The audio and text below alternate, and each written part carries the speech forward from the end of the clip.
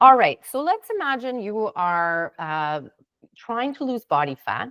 And we talked about these dials, right? The concept of fat loss dials. And we have the nutrition dial, the exercise, and the sleep/stress dial.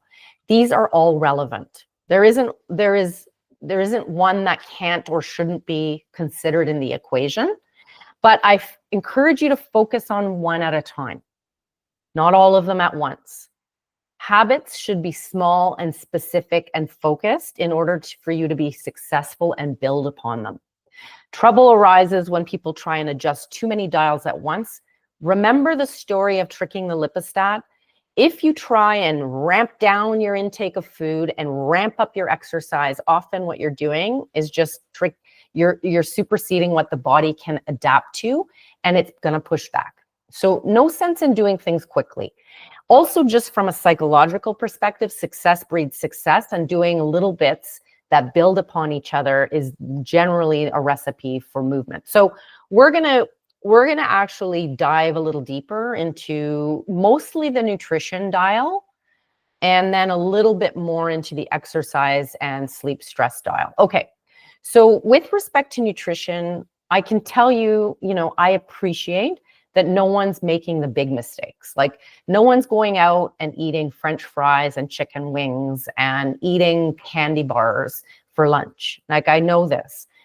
So you might think, well, why am I not losing body fat? I eat fairly well. Again, here's the reality of fat loss. What is fairly well, or as much as you can do right now, may not be enough. And as frustrating as that is, it's just the truth, and you have to then think about what you can do. Don't give up and don't assume that you can't do it. It just means that you have to, again, tighten the dial. So with respect to nutrition, what's good enough is not good enough to keep things moving. And so you have to look deeper. You have to scratch below the surface. Here are some areas that I want you to consider, because it's stuff that I see most commonly in people who stall in the nutrition area. And no, it's not looking more at restricting calories. No, it's not about counting more. No, it's not about weighing and measuring more. It's about looking at broad patterns. Step back and see the big picture of the pattern of your eating habits in order to see answers. Okay, I'm going to talk about 5 areas that I want you to consider. 1 is pushing protein without regard for calories. 2 is alcohol. 3 is inadvertent eating, something that falls under the radar. You're often grazing and not noticing. 4 is something called the licensing effect. And 5, I've called it misinterpreting body signals, but I want to talk a little more about that. So you know that I'm not an advocate of calorie counting or measuring and weighing your food. It becomes psychologically damaging, and preoccupations arise about getting it right when no one knows exactly what right is. What we know is if you're not losing body fat, the math doesn't matter. It's just the reality is the balance of the equation needs to favor less energy in and more energy out. And so ultimately, how you influence that isn't by counting it more, because the counts are so inaccurate. But I do encourage, nonetheless, that you become familiar with the nutritional value of food. So it's energy content in calories on a rough level, and the relative amount of fat, carb, and protein that's in that food, because sometimes that nutrition information can help. In particular, it can help with a concept called protein density. To illustrate what this is, I've plotted a graph of protein in a serving size of a given food across the x-axis, and the amount of calories in a typical serving of that food on the y-axis. And what you can see is, in order to get a high amount of protein in a serving of food with minimal calories, you'd be in this right lower side of the graph, right? So high protein, low calories is down here. And in this corner, you have animal protein foods. So lean cuts of beef and pork, loins typically, chicken breasts without the skin, and fish, okay? You can have foods that have protein but have a large amount of calories with them, usually from fat. Things like bacon or fatty meats, nuts and seeds fall in this category, as well as cheeses. And for all intents and purposes, cheese and nuts and seeds should really be considered primarily fat sources of food, not protein sources of food. Then you have plant-based protein sources, things like beans and legumes, oats, quinoa, tofu, and then you have eggs, which are kind of down here where per serving in a normal serving contains some protein and not very many calories. But again, you're not able to get quite the amount of protein as you would from an equivalent number of grams of an animal-based food. To illustrate this further, I created a chart that I call the protein tutorial that's linked in the notes to this talk. And it breaks down food sources in categories: dairy, nuts and seeds, legumes, grains, fish, and meat, which is cut off at the bottom. But what you can see is how many calories are in a given serving size and how much protein is there. This is the kind of nutrition knowledge that's really important if you're trying to lose body fat.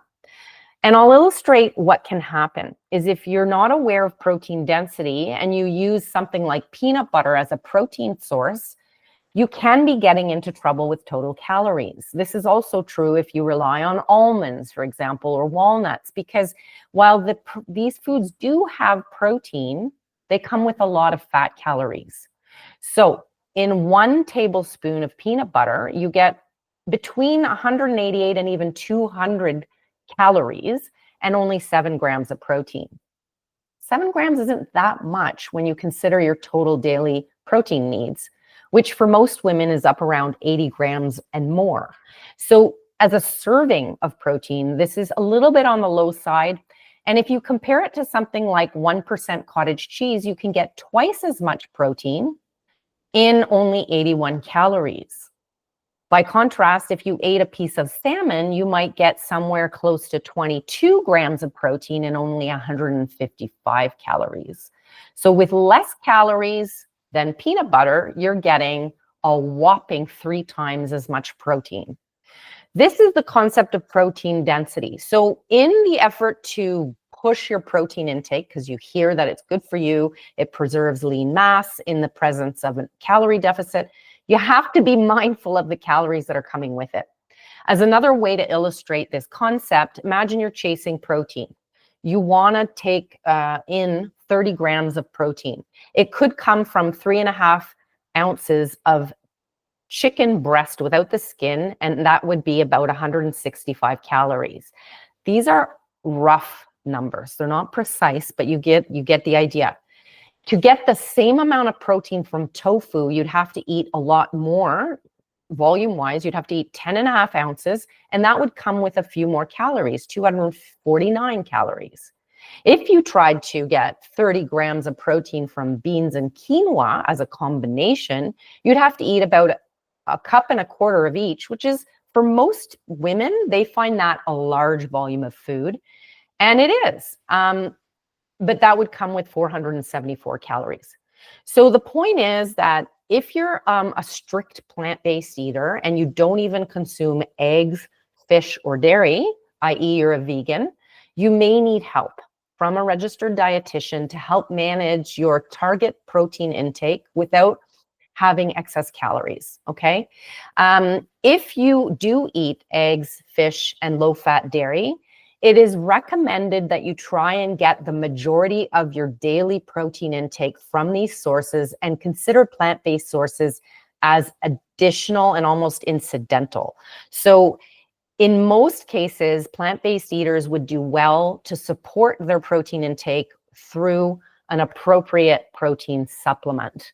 For those who are non-vegan, the best option, and those who have no problems with milk protein, whey protein isolates offer the most bioavailable protein, and you're going to take at least 1 a day, and that's just what you need to do. Alternatives exist for vegans. Certainly pea proteins so supplements can help. The number of grams of protein for the calories there is also something to consider when you're looking at the label, okay? Now, moving on to alcohol, lower is better. There is no healthy amount of alcohol that is recommended, okay? If you're looking to lose body fat, certainly you shouldn't be drinking more than 2 standard drinks per week. Often I say less is even better, okay? So none if you can, or reserving it for special celebrations and keeping to that maximum. A standard drink is worth measuring. So if you're at home and you're enjoying wine, and you're free pouring it, oftentimes the serving size starts to creep up. As a way just to check in with yourself, start measuring 5 ounces of wine and seeing what it looks like, and that's 1 glass. Similarly, beer is 12 ounces. A strong beer or a tall can is more than 1 serving. And for mixed drinks, it's 1.5 ounces. So a Negroni or a martini might be in excess of that. So when it comes to alcohol, consider your relationship with that. Is it something you do often as a way to relieve stress, to deal with negative emotions? Are you often drinking by yourself? Those are all red flags and may suggest that you have work to do in the area of alcohol consumption, right? In my view, alcohol and indulgence foods often are best consumed in the presence of others for celebratory reasons on occasion. Using either of these things as a way to cope with life or as a reward for a hard day suggests that you're evolving a bit of a negative relationship with food, and you're using it in ways that predispose to poor consumption habits. And so when I talk to people, oftentimes I uncover, yes, they're making best efforts, but they still have work to do psychologically with their relationship with certain foods. And so that applies as well to desserts, treats, other things, and it plays into something that I'm going to talk to next, but let's just talk about grazing. This is inadvertent eating that happens in contextual circumstances. So, you're used to walking into the office and there's always a display of cookies there, or there's a bowl of little candies or chocolates, or you keep treats in the desk and you indulge every now and then throughout the day. And these are things you don't even register as calories coming in because they happen under the radar. They're not happening at mealtime. And, I do speak to enough people to know that the meals are rarely the issue. So in this circumstance, it's important to consider what the cue is. And usually it's the environment. It's an association you've come to have with eating in a certain context that's not registering consciously. So you just almost have to bring conscious awareness to them. Anytime you're putting something in your mouth, you want to ask why you're doing it and whether it's just something that happened to be there. Clear the visual environment, change the context, change the habit. The licensing effect is permissive eating because you earned it. Again, this kind of ties into that relationship with food and drink that relates to like treating yourself or thinking of food and alcohol as a treat for hard work, stress, and as a way to kind of let go. And it's like, I did this workout, I deserve whatever it is that you're eating. This ties exercise to food in a psychologically damaging way and often leads to overcompensation of energy intake. Yes, your appetite goes up after some types of exercise, but as long as you're not overdoing your efforts, usually your appetite is appropriate. And you have to still be mindful of the quality of the food you're eating. You don't have a license to eat less well if you're an active person. The final thing I want to mention that you might consider is the interpretation of body signals. And I think it's a little bit of a misnomer and probably not fair to call it misinterpreting. The things that we understand about our bodies and what our bodies need and want has been the result of a lifetime of inputs, right? And so eating is a complex behavior that has a lot more to do with context, cueing, and habit than just energy needs. And so we can, over time, evolve an appreciation of our own body's need for food under different circumstances for different reasons. And so our culture, upbringing, socialization, and history of trauma can all play into how we use food and when we eat and what we think we need when our body is telling us something. And this is a lot of deep work that is often needed. So here's the thing. This requires therapy by a qualified professional. A qualified professional is not any registered dietitian, and it's certainly not a holistic nutritionist. They like to focus on the what of the food. This is the why of the food. And I think a lot of times this is what people need to dig into. And of course, it's beyond the scope of this discussion to tell you what to do about it.